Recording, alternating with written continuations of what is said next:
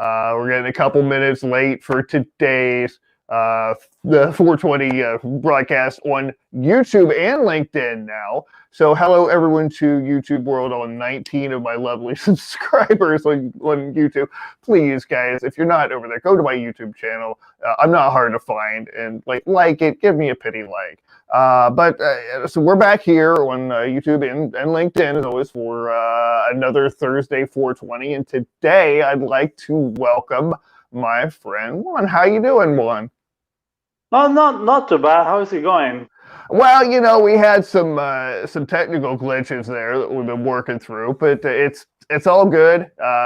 We got it here, and we're bringing everybody some good information here. Something that really doesn't get talked a whole lot about, which is copywriting for the rest of the world. You and I have been talking about translation a lot lately, and I kind of want to get into a little bit of that discussion for people who are maybe looking at other options for becoming a copywriter, because there are options outside of the English language for that. And so we're going to talk a little bit about that. And but first, can you introduce yourself? Just tell us a little bit about what you do and all that. Okay, I am Juan Pablo Sans. I like to call myself the translator entrepreneur or entrepreneur translator. But basically, what I do is I do translation and copywriting. I have been doing that for the last 10 years. I've been working with some interesting projects, I might say. For example, I've been working with FIFA 17 and 18. I translated the World Cup game. Actually, I think I might have it there, but I mean, they sent me a copy of that because I did a very good job. Also, I have been working with PayPal, Dropbox, and many other projects. Right now, they don't come up to my mind because it's 9 o'clock here. It's 9 o'clock. Yeah, of course, I have to keep you up late just to do this thing at 420 and keep that shtick up. So, well, listen, we're really glad to have you on the show, and we'll keep this one fairly brief because I know that it's been a long day for you. So, you know, tell me about, you know, for you, what are the opportunities for people to explore outside of the English-speaking world if they're wanting to become copywriters? I mean, the first thing that you need to do if you want to explore beyond the English world is to speak the other language. Okay, but yeah, I mean, you can be a content because, for example, in Spanish, which is the language, I mean, my native language, it represents, I think, it's $2.7 trillion in the U.S. economy right now. Only in the U.S. economy, yeah, it's a lot of money, and people are underserved there. People are not attending that. That's why I'm offering entrepreneurs and so on to take their business over there. But I mean, we are really in need of many people who can do both things, English, Spanish, Spanish, English, because there is a lot of money there, and people just don't see it. Just don't see it because they are so focused on targeting English. They don't see that there is a market that needs and deserves to be served. So we're fighting over the same customers, and when there's many more out there who are standing on the sidelines going, hey, you know, and we're ignoring them. Exactly. Come get us, we've got money, right? Exactly, and not only that. I mean, for example, if you speak Spanish, for example, I mean, but I need to be clear about this. It's not that you are going just to learn, I don't know, quiero una cerveza, and you say, okay, I am a very good translator. No, I mean, unfortunately, really? You need to, yeah. I mean, you need to study. I mean, you cannot be a copywriter just because you just happen to write, right? I mean, you need to understand you need to practice that. Well, the same for languages, the same for translation. You need to actually be able to be a translator. Okay, it's not something that everybody can do. That's why I always insist to the people who want to because I mean, I think it's the same issue as you guys that people say, oh no, yeah, it's only writing, it's only words, it's only typing words. Okay, I mean, I always have that fight with my clients, like, oh, but why so expensive? It's only typing words. No, it's not only typing words. Okay, it's go far beyond that. But I mean, you can be an excellent copywriter in the two languages. I generally recommend that you try to do it in your own language. Okay. So I mean, you can become a copywriter, translator, Spanish, English, which is something I don't dare to do. Okay. But I know people who are so good in Spanish that they speak better than me, and they're English. So they have a richer vocabulary, and I think they might do even better than me in that case. Wow. Okay. We've talked a lot about that it goes beyond just translation, or I think that you had defined it at one point where you were talking about it's not just what the words mean, because those words don't always have equivalent in another language, right? So the meaning can be lost even if the words directly translate. Exactly, exactly. For example, the other day I was checking one of these. I mean, because since I've been in the entrepreneur's world for 2 years now, I've always been targeted to with these new offers and so on. So I saw an offer and they say something like "rush me into the next level." Okay, the problem is that, for example, in Spanish, we don't use those kind of verbs like "rush me." Okay, I mean, it doesn't mean anything for me if I translate it into Spanish. Whereas in English, it means a lot. Okay. For example, that little thing, you need to understand the differences between the two languages, and you need to find an equivalent. Sometimes you can't even find an equivalent, so you need to either kill it or so replace it with something else, something completely new. Okay, that doesn't directly translate, but has the same equivalent meaning, or something that's going to Exactly. mean the same, that bring out the same emotion or the same thought in the person's head when they read it. Exactly. And not only that, it can go even beyond that. For example, let's suppose that, okay, there's an echo there. Okay, let's suppose that, for example, you have an eagle, for example, and you say "God bless America" in your advertorial, okay, and then you say, okay, translate that into Spanish. Okay, what the first thing I would flag is like, okay, this doesn't work in Spanish, because "God bless America" doesn't mean anything for us, and with the eagle behind and so on, that's what we call transcreation or localization. For example, if you see Toy Stories 2, I think it's Toy Story 3 actually, Toy Story 3's movie, you will see that Buzz Lightyear, he does like that, and the American flag goes behind him. But for the rest of the world, it's only a globe. I mean, for the rest of the world, it's only a globe, because it wouldn't make sense that Buzz Lightyear does like that with an American flag behind that. So I mean, those are things that you need to be aware of when you are going to take a brand into another language. You need to be aware of the equivalents as well, and the difficulties it may have. Okay. And that's where someone like you would come in. Exactly, exactly. Okay. Or anybody who actually is very good in English or Spanish and can do the two things. Because I mean, most of my colleagues are like, oh, you need to be graduated at university to be a translator.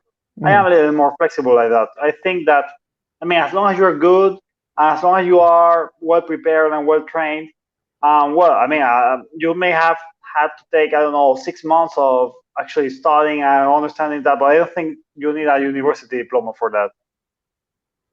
So, Yeah, not yeah, necessarily. Right, right. Some of the best copywriters that I know don't have university English degrees either. exactly. And in fact, I think that sometimes becomes more of a stumbling block than anything, because obviously like anything, I would say you have to know the rules in music to be a musician. You have to know the rules of copywriting to be a copywriter. You have to know the rules of English to communicate effectively in English. But it's what you do beyond those rules that makes the difference, right? And so like those nuances are what you get into in language that don't translate from one to the other. I mean, like, so if I tell someone to go pound sand, I mean, that's really probably not going to if we directly translate it into Spanish, they're just probably going to think I'm a crazy person, which they probably Yeah, would anyway. exactly. Exactly, and not only, I mean, it's not only the inconvenience of the brand. Maybe there's also something that can be very rude in your language, and you don't know. For example, I was talking about, I mean, one of my most viral posts was about Honda. they released a car in the 1990s that they call la puta in Spanish, which means basically, sorry for the vocabulary. I know what that means. Yeah, the whore. I don't know if YouTube is going to censor that. Okay. I'm good. Okay. So I mean, they lost millions of dollars for that because they needed to rebrand it, and of course they are a constant joke in the translation world. I can see why. It's well deserved.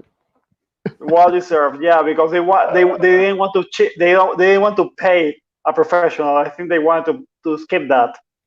So well deserved. Yeah, that's why they hired somebody on Fiverr. Check their translation. Fiverr, right. Exactly. We covered our bases. We went on Fiverr. It's okay. Yeah, and that's something I always argue with. That's something I always argue with customers and entrepreneurs, especially because there's this trend. Like I don't know. I don't want to speak ill about anybody. But you hear Russell Brunson, Grant Cardone, who I respect very much, but they always say, delegate what is not valuable for you.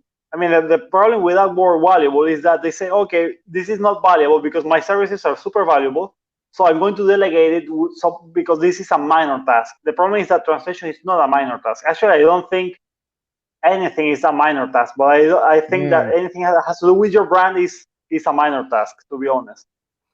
The same for copywriting. I think many people say, oh, no, yeah, it's just writing words, or I don't know, design.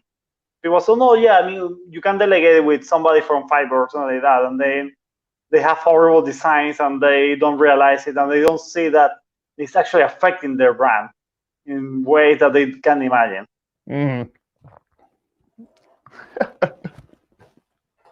So for you, as I know that you like I've done with copywriting for a lot of years, you're like, okay, there's all this competition and people really don't necessarily understand the value of doing it right. What do you use to help people understand? Like, look, this isn't just something you just hand off to somebody on Fiverr to do. Well, I think it has to do with the framing that when you're prospecting on LinkedIn, for example, because that and Instagram and Facebook as well, my prospecting platform, let's say. When I am prospecting, then I try to frame them like, oh, well, yeah, I do this, I do that, which is not something that you can do on Fiverr or on Google. It's a little more difficult. We have done this with this, and I think the only way that you can actually say that is when you're approaching the client and the prospect, sorry, and you are framing them like, okay, this is more difficult than what you think. It's not something that is not valuable. Let's talk about business. It's not. Let's not talk. Don't try to cheat me in this. Don't try to tell me, oh no, yeah, I'm going to do with a Fiverr or something like that. So, and some people, the other day there was an entrepreneur. I'm not going to say her name, yeah, but she basically told me, she sells a course. One of these courses that is $2K dollars, okay, and she wanted to translate her funnel, and basically I told her, okay, $2K dollars is going to be 2K because you're going to take off this, and this. Okay, this is what we're going to do because we offer that. That we translate. That we translate everything. We have their funnel for them. Okay, which takes a lot of time. And basically, she told me, well, I can do it. I can find somebody on Fiverr.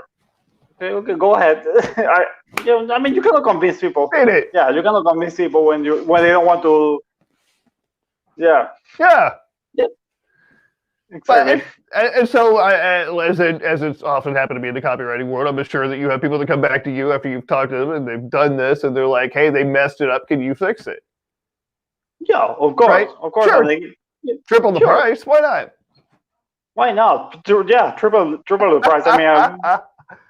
Exactly. As we were talking the other day, because Lee and I talk always over LinkedIn. I think we talk at least once a week. You don't need to be. There are better translators than me, and there are better. I don't know. I don't think there's any better translator than Lee. Maybe oh my God, Gary Halbert or some of these big guys over there, Gary Halbert or what's the other name of it? Okay, but I mean, it's a matter of branding, to be honest. It's a matter of being there, be connecting on LinkedIn, connecting on Instagram. People see you as an authority. I think that's more what you need instead of just trying to convince people. You need to convince them through your content and through what you do with them every single day. Mm-hmm. Yeah. And demonstrating through what you're putting out there. In copywriting, I demonstrate a lot of the things that I do just by doing it within my copy and showing people how it works. It's kind of like I'm not familiar, sure if you're familiar with Penn and Teller. It's a magic act. They're kind of a comedy thing, but their whole shtick is like they'll sit there and they'll explain to you how the trick's working while it's happening, and you still can't figure it out. But that's what brings that level of expertise, that because you have one that it's a je ne sais quoi that you were able to translate among languages effectively, not just the words but the meaning, and not everybody has that. Exactly. I mean, you need to convince them through your content, and you need to convince. I mean, because I don't know if maybe your audience is aware of this, maybe not, I don't know. Well, they should be, they want to be copywriters. Mm-hmm. There are 3 types of traffic. That is cold traffic, warm traffic, and hot traffic. I found that, at least in the niche I'm trying to tackle, they are basically very cold in the terms that they don't know that is missing, that they don't know that's an opportunity. And maybe warm traffic, which means that they know they need it, but they don't know who is the person for that. Mm-hmm. So I think your content needs to be in those platforms, in the two first, cold traffic and warm traffic. Right. Yeah, exactly. Well, this is really cool. I'm glad that you came on to talk about this. Again, this is something that most copywriters never really consider, and there are so many opportunities and so many people who need you. So that if you do speak a language other than English, it may be that what you find is that in that language that's not English, that you find opportunities that might be much harder to compete for in the English speaking market. Yeah, exactly. And not only that, Lee. I mean, it's because you haven't seen that. The fact is that when you're translating, for example, let's suppose I take your copy from English, okay? Then I need somebody who can internationalize it first. What does it mean? I need to adapt that copy into English, okay, in an English version that is internationalized. I mean, for example, if you're using a baseball reference, mm-hmm. if you're using a president reference, if you're using something else, you need to internationalize it first, and that's a field that nobody's covering right now. Basically, a lot of people don't know mm-hmm. that. You don't need to understand the other language. I mean, just by understanding the cultural differences, the cultural things that might affect the localization of your content, might actually be a blue ocean for you. That you don't need to understand that much. I mean, if I may recommend a book, okay, I can recommend you, if you want to explore that, think outside of the country. Think outside of the country, where you can read all the differences between internationalization, localization, globalization, and how your copy can be adapted to those markets, and to cover the most markets as many markets as possible in English first, and then for the translators like me to translate it. Okay, so I think that's a blue ocean for young copywriters, or not so young copywriters, that might want to compete in an area that maybe is not that explored yet. Mm-hmm. I don't know. Yeah, there might be something for consideration for them.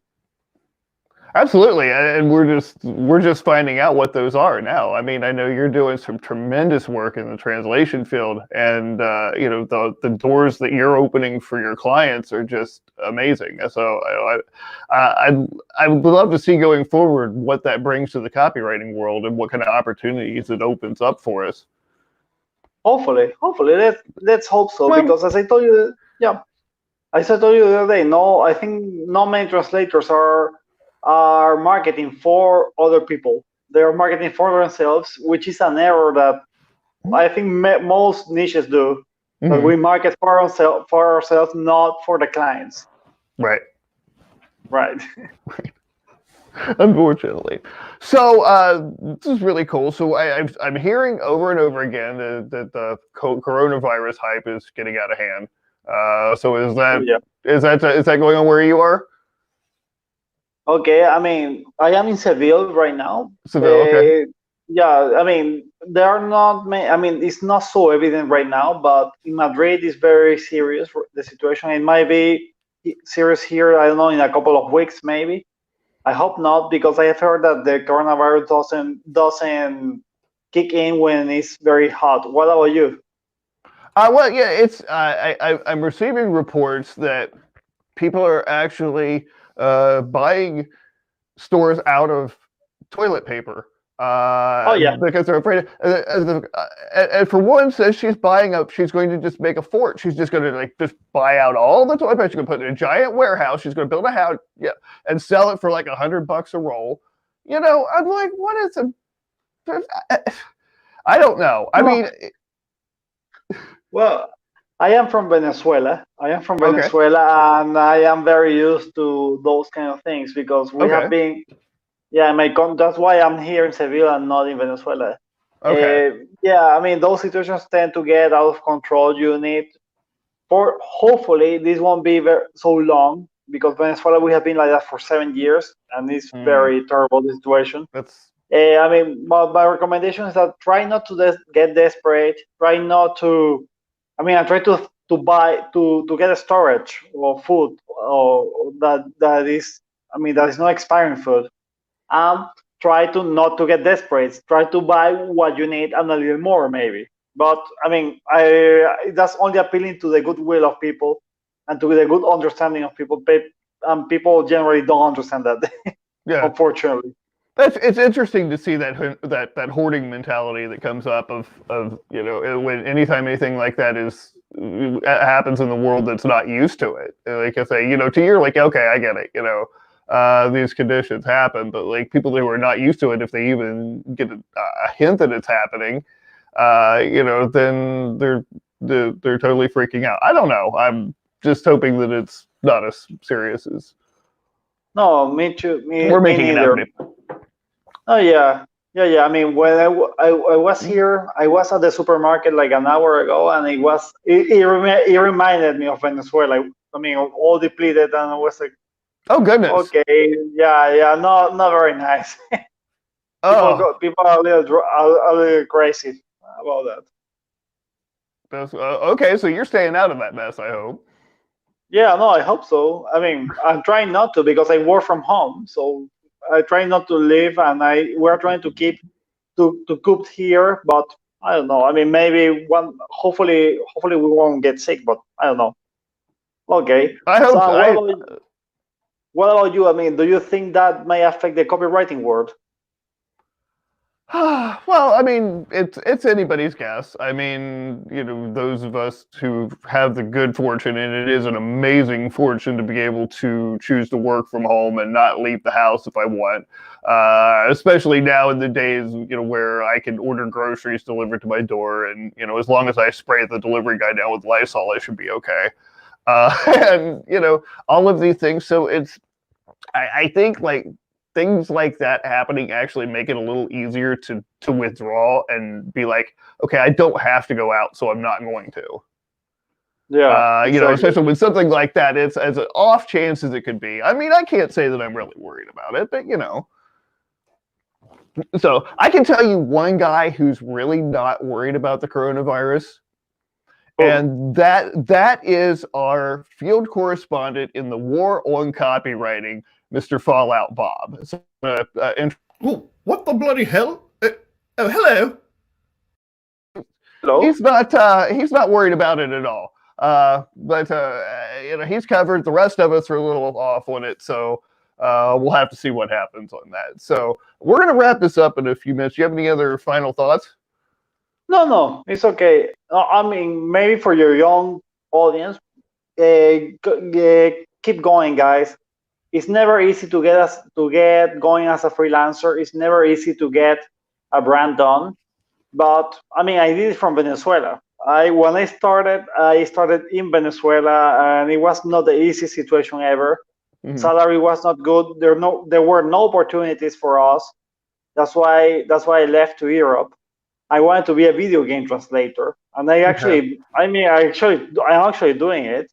But people were laughing at me when I said that, because in Venezuela, it's a third world country. Okay, I mean, so my point is that if I could do it, unless you live in a very, very, very bad situation, I don't know, maybe Somalia might be bad, might be worse. I don't know. I mean, I'm just talking out of ignorance.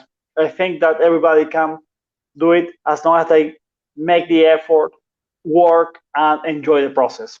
That's more or less what I have to, the words I got for wrapping up. That's right. And that's and very good words too. So listen, thank you again. I know it's getting late in the evening where you are in Seville, but be safe and healthy. And we're so glad that you joined us today, Juan. I really appreciate having you as a guest, and we'll have to have you back on for Bow Tie Up Live when that comes out in April. I'd love to have you do a quick interview there and see what you're up to. Okay. Yeah.